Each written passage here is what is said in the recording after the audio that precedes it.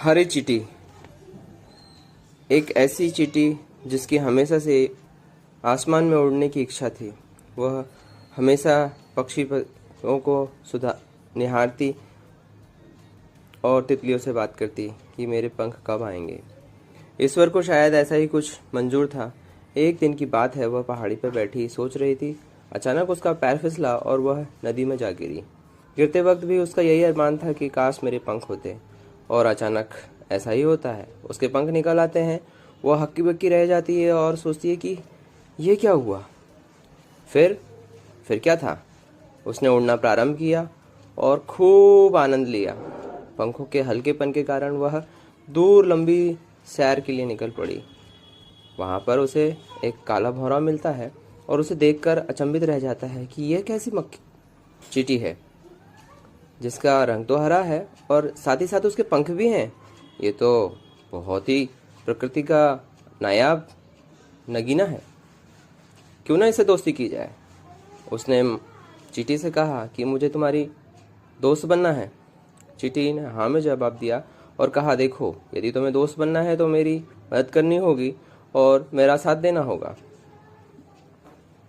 भौरा मान गया। तभी अचानक उसे एक मधुमक्खी के सिसकने की आवाज आती है। वे दोनों निकल पड़ते हैं मधुमक्खी को ढूंढने के लिए कि ये आवाज कहाँ से आ रही है।